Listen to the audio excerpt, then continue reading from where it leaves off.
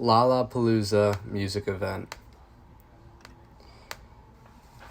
So I'll go over the event overview right now. One of the most famous music festivals in the world is Lollapalooza. Lollapalooza takes place in Grant Park, Chicago, Illinois, and it usually takes place in late July, early August. This last year, it was July 31st to August 3rd, 2025, and it's always a 4-day event. They started doing this 1991. It brings in all types of music. It's mainly known to be rap artists, but there's now a lot more EDM and even indie rock. This year they brought in over 170 live music acts, which is a pretty crazy stat. For target audience, with being such a big event, Lollapalooza brings in all different types of ages and backgrounds. But the main age is 18 to 35 years old. And the main ethnicity is Caucasian or white, which was 69% this past year. Or in 2023, it was 69%. And males, females, all different types of genders.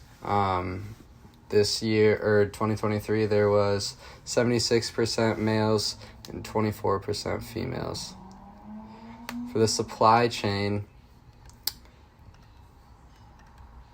physically, the supply chain brings in buses for transportation, bring people to the stage from all different places in Chicago, and you can buy packages with that.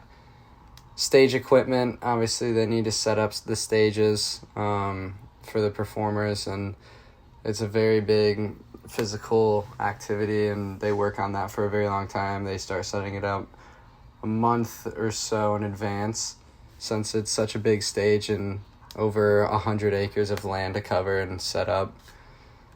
For information flow, Lollapalooza mobile app, it helps people stay in touch with what's going on. If people back out, if dates are changed, weather, tickets, all that good stuff. They have their own app to get all, like if you want to get VIP or bus package, you can do that as well. And then for staff, they have Fest app and Microsoft platforms, which helps keep the staff in the loop with what they're scheduled to do and when to show up and all that good stuff. For ticket sales and cash flow, they use Ticketmaster mainly. It's just the easiest way to go through and do ticket sales, see where your sales are at. And then they also do Square for all the vendors, so people can use Apple Pay, and Hulu's their main streaming device. And they'll stream it live for people to see.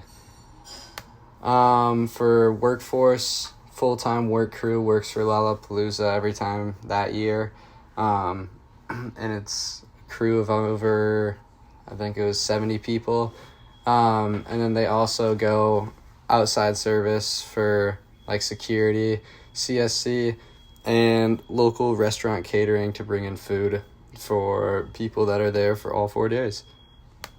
The KPIs, it's a very successful music festival. There has been some slow years, but usually it's very successful, especially the last 2 years. They've sold over 400,000 tickets and have sold out each of the years, which comes into a gross value of $65 million.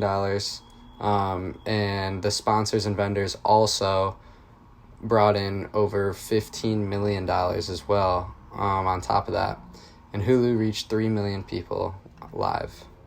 And just what's unique about it is the lights, lasers, the visuals, some of the biggest stages you can find, being under the skyline of Chicago, having over 115 acres to cruise around on, hear different performers, see different art, get different food. It really brings a whole city together, and way more people from out of state. Everyone that I know goes, they love it. So it's really just a very unique cultural experience for music and art and all that good stuff. Thank you.